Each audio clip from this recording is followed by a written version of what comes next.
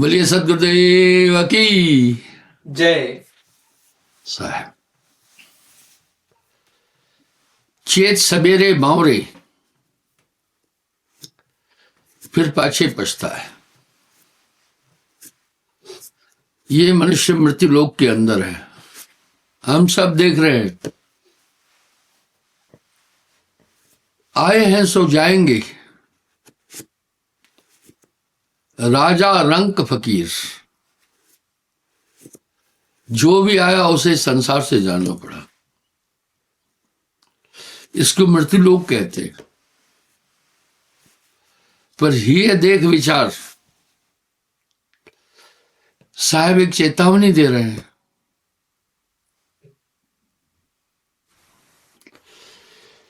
कि भाई हृदय में विचार करके देख लो। जो कुछ आप कर रहे हैं, क्या ये आत्मा से मेल खा रहे हैं? आदमी पाप कर्म कर रहा है। पाप 5 चीजों के कारण से हो रहा है।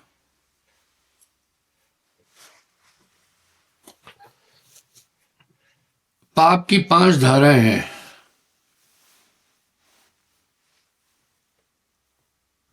पाप कर्म, पाप कृत 5 चीजों से हो रहे हैं। काम, क्रोध, लोभ, मोह, अहंकार। आइए देखें क्या कर रहे हैं शरीर के अंदर। साहब सुंदर चेतावनी दे रहे हैं। काया गढ़ खोज मेरे भाई, तेरी काल अवध तर जाई। कायागढ़ खोज मेरे भाई, तेरी काल अवध तर जाई। इस शरीर में ये मत्सर बहुत धमाल बचा है। पाप कर्म इनके कारण से होता है। क्या हमारी आत्मा इस तरह पापिष्ट है क्या? नहीं नहीं। एक बहुत बड़ा सहारा मिल रहा है। वो ये कम से कम आत्मा की व्याख्या संसार के जितने भी प्रचलित धर्म हैं, जिनको धर्म कहते हैं, वो आत्मा की व्याख्या एक जैसी कर रहे हैं। इतना ही धन्यवाद है।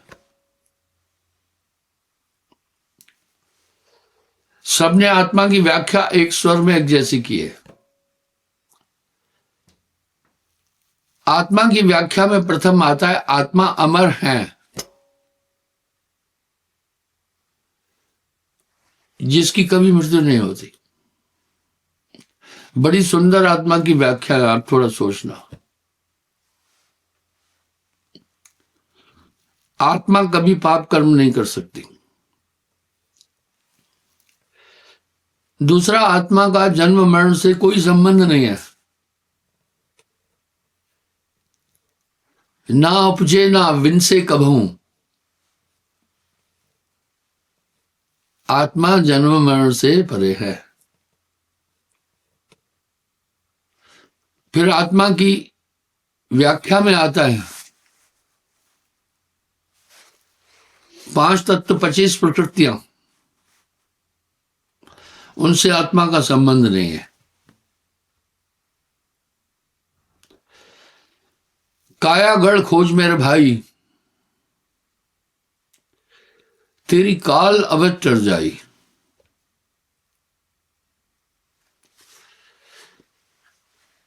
ये 5 तत्व जल, अग्नि, पृथ्वी, वायु, आकाश।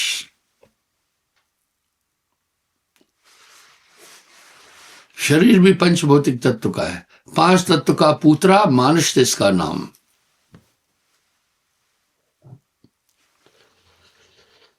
हर तत्व की 5 नेचर है। उसी के अनुसार आदमी काम कर रहा है।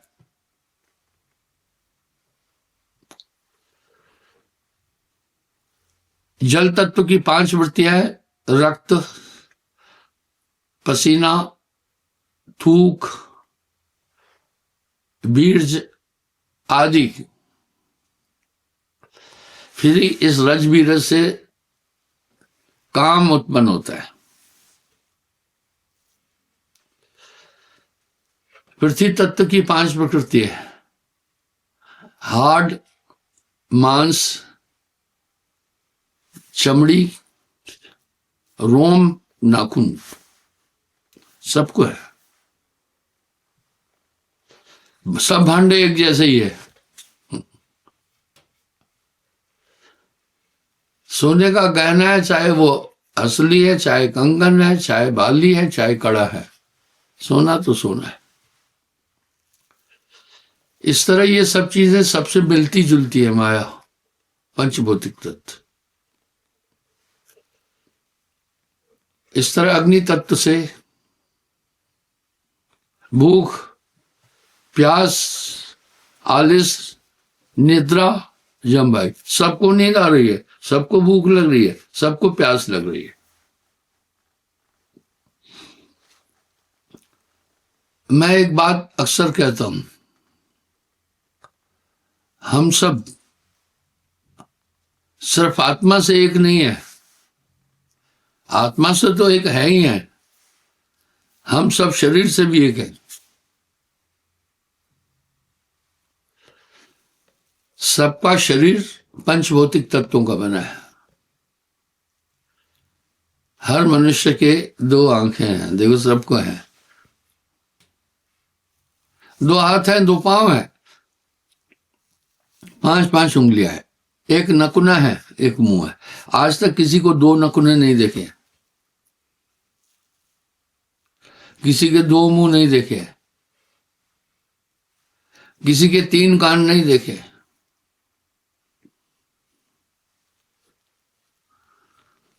हम आत्मा से तो एक है ही, इसके अलावा हम शरीर से भी एक है और वृत्तियों से भी एक है। तीसरा, अग्नि तत्व के कारण से भूख, प्यास, आलिस, निद्रा, जम्भाई आ रहे, सब सो रहे हैं, सब खा रहे हैं, सब पानी पी रहे हैं। भाई किस लेखे से हम अलग हैं? हम तो वृत्तियों से भी एक जैसे हैं। आत्मा से तो एक जैसे हैं ही, शरीर से भी एक जैसे हैं। हम सबके शरीर की वृत्तियां भी एक जैसी है।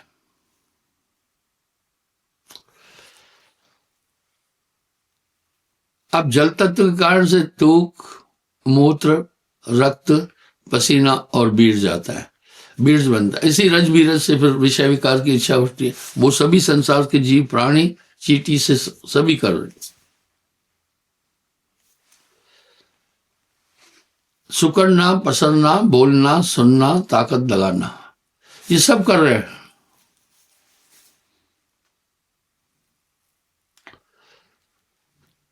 काम, क्रोध, लोभ, मोह, अहंकार सब में है। एक चींटी को भी छेड़ो तो काटने के लिए तैयार हो जाती है। देखो अहंकार आ गया ना।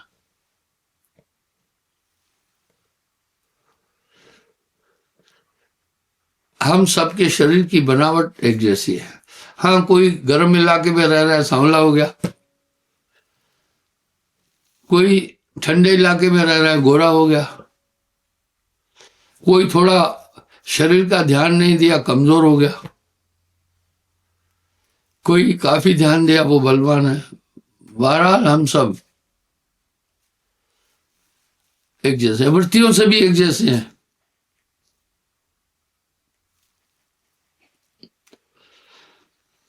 सब में सम्यक रूप से काम, क्रोध, लोभ, मोह, अहंकार है। इतने तपस्या किए, लेकिन अपने अंदर की इन वृत्तियों को कंट्रोल नहीं कर पाए।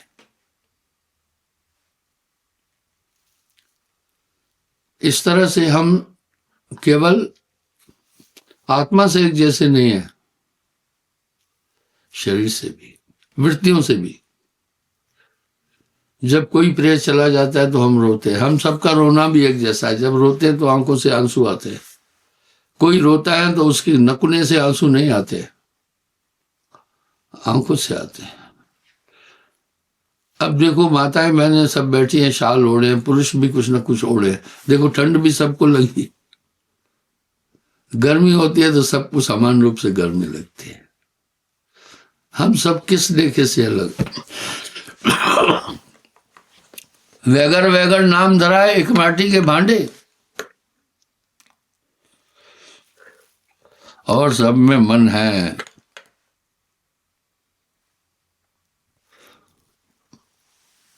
सभी को प्राणों की जरूरत है, सब श्वास ले रहे हैं, ऐसा कोई नहीं है जो श्वास नहीं ले रहा है।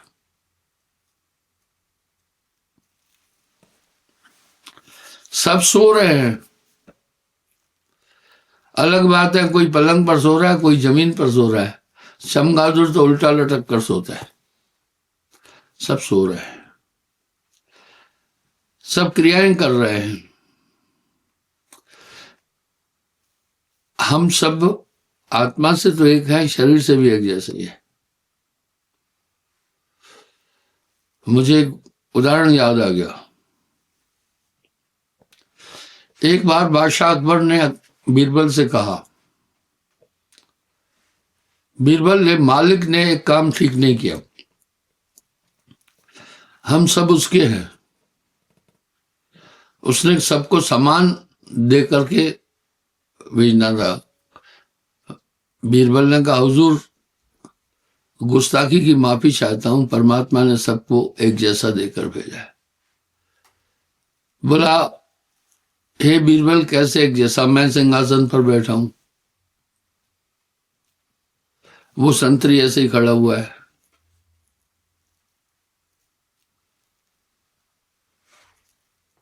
बोला, हुजूर मैं माफी चाहता हूं, सबको परमात्मा ने एक जैसा देकर भेजा। बोला, भाई वो कैसे?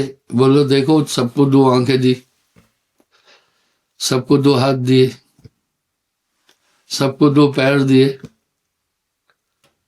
सबको एक ही मुंह दिया, दो किसी को दो नहीं दिए, सबको एक ही नखुना दिया है।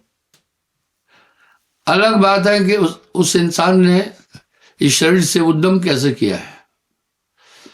ये कमी परमात्मा की नहीं है। प्रभु ने तुझे करदान दिए, सब वांछित वस्तु विधान किए, कुछ तो उपयुक्त करो तन को, नर हो न निराश करो मन को।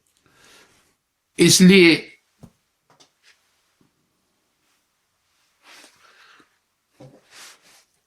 कहा है राजन, परमात्मा ने सबको समान रूप से दिया, हमने उसे उद्यम कितना किया। दूसरी बात, हम मूल बात पर आ रहे हैं। आखिर इस मानव जन्म को सबसे उत्तम क्यों कहा? भाई धर्म ग्रंथों में मानव जीवन की महत्ता बहुत बोली गई है, हमें ये जानना होगा।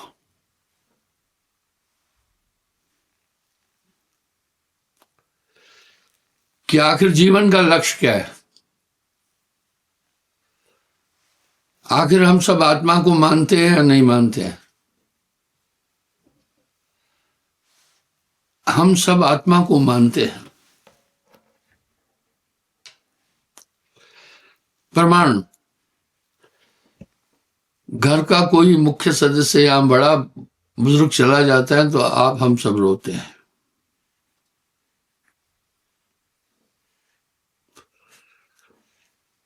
जब आप हम सब रोते हैं, हमारा रोना एक जैसा होता है।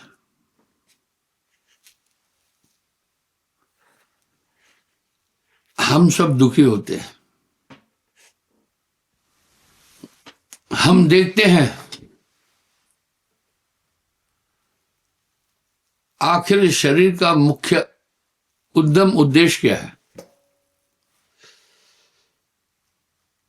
सभी धर्म शास्त्रों में इस शरीर को सुदुर्लभ कह दिया है।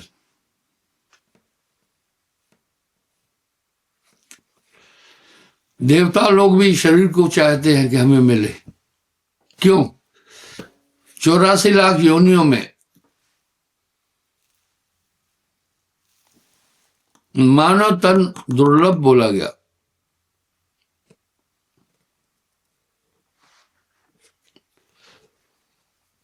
सुर दुर्लभ कहा गया।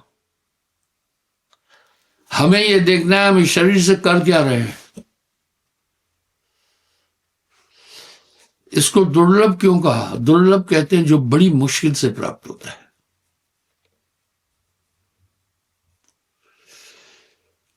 जो बड़ी मुश्किल से प्राप्त होता है उसको दुर्लभ कहते हैं। यहां तक कि देवता लोग भी चाहते हैं हमें मनुष्य का चोला मिले।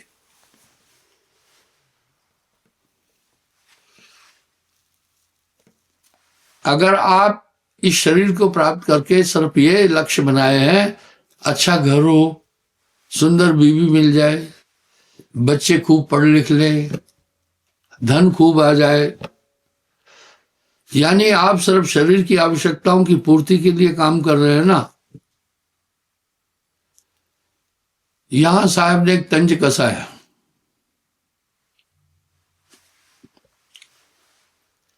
इस देह का कर्तव्य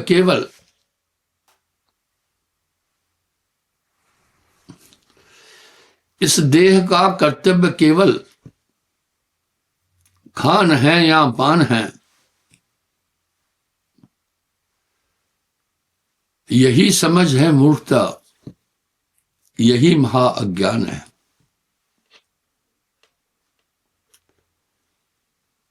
आप इस शरीर का लक्ष्य इतना ही नहीं समझो।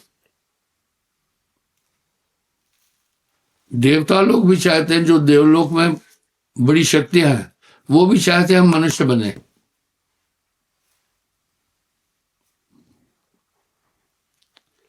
जरूर इस तन में कुछ विशेषता होगी। ये काया है समृत केरी, काया की गत गाव नहरी। शिव गोरख सो पच हारे, इस काया का भेद न पाए। ये मोक्ष का द्वार है।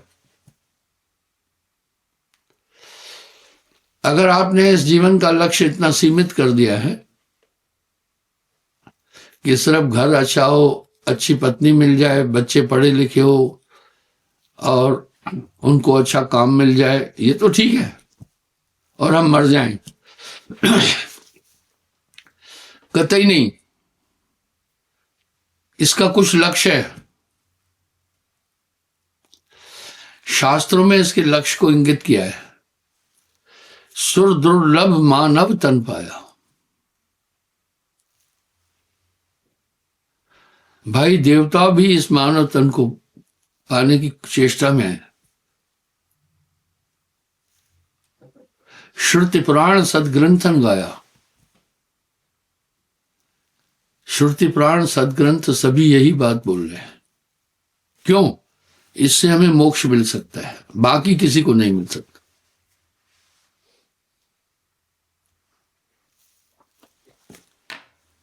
साधन धाम मोक्ष कर द्वारा।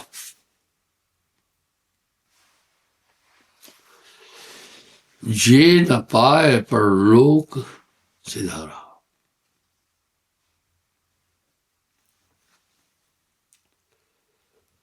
इसलिए ये मोक्ष सिर्फ मनुष्य तन में मिल सकता है।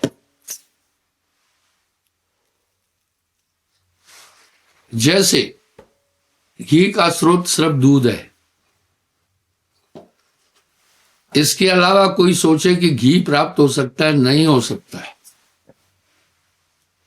इस तरह ये केवल मानुष तन ही मोक्ष का अधिकारी है।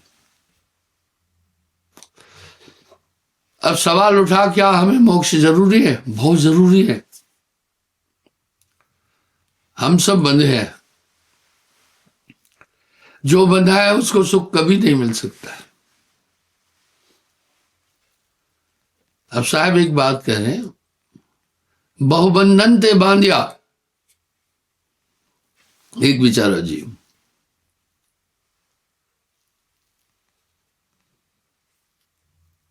क्या बंधे हैं? बिल्कुल प्रमाण। हम सबको प्रकृति के नियम का पालन करना पड़ रहा है। आत्मा कुछ खाती पीती नहीं है, लेकिन शरीर के कारण खाना पीना पड़ रहा है। आत्मा सोती जागती नहीं है, लेकिन शरीर के कारण सोती जागती है। आत्मा का जन्म मरण नहीं होता, लेकिन शरीर धरने से आत्मा का जन्म मरण भी हो रहा है।